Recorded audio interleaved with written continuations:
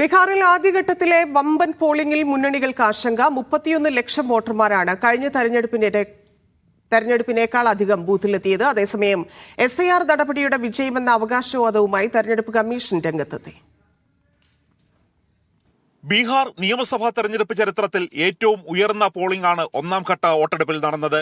ജനവിധി ആർക്ക് അനുകൂലമാകുമെന്ന കാര്യത്തിൽ ഒരാൾക്കും തിട്ടമില്ല. എന്നാൽ അവകാശവാദത്തിന്റെ കാര്യത്തിൽ ഒരു മുന്നണിയും വിട്ടുകൊടുക്കുന്നുമില്ല. സ്ത്രീകൾ കൂട്ടത്തോടെ വോട്ട് ചെയ്യാനെത്തിയത് മൂലം NDAയുടെ അനുകൂല വിധിയെന്നാണ് BJPയുടെ വിലയിരുത്തൽ. 10,000 उसके बाद महिलाओं को जो शुरू से आपको उनको जो सम्मान मिला है महिला सशक्तिकरण का. നിതീഷ് കുമാറിനെ മുഖ്യമന്ത്രി സ്ഥാനത്തു നിന്നും പുറത്താക്കാൻ ജനം ബൂത്തിലെത്തിയതാണെന്ന് കോൺഗ്രസ് അധ്യക്ഷൻ മല്ലികാർജുന ഖാർഗെ പറഞ്ഞു. NDA വാഗ്ദാനം പൊള്ളയാണെന്നും ഉയർന്ന പോളിംഗ് നിരക്ക് തേജസ്വി യാദവിനെ മുഖ്യമന്ത്രിയാക്കാനാണെന്നും കോൺഗ്രസ് നേതാക്കൾ വാദിക്കുന്നു.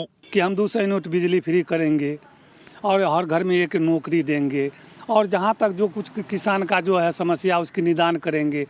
ഛത് പൂജയുടെ അവധി പോളിംഗ് നിരക്ക് വർദ്ധിപ്പിക്കാൻ കാരണമായി പൊതുവെ വിലയിരുത്തപ്പെടുന്നു. സ്വാതന്ത്ര്യം ലഭിച്ചതിന് ശേഷം ആദ്യമായിട്ടാണ് 64.66% പോളിംഗ് നിരക്ക് തൊട്ടത്. പോളിംഗ് നിരക്കിൽ രാഷ്ട്രീയ പാർട്ടികൾ അവകാശവാദം ഉന്നയിക്കുന്നതിൻ്റെ യുക്തി മനസ്സിലാക്കാം. എന്നാൽ കേന്ദ്ര തെരഞ്ഞെടുപ്പ് കമ്മീഷൻ തന്നെ തങ്ങളുടെ നേട്ടമായി ഉയർത്തിക്കാട്ടി ബീഹാറിൽ രംഗത്തിറങ്ങിയതാണ് ഏവരെയും അത്ഭുതപ്പെടുത്തുന്നത്. ബീഹാറിലെ സുപോൾ ജില്ലയിൽ നിന്നും അതുൽ ചന്ദ്രനൊപ്പം D. ധനസുമോദ്, മീഡിയ 1.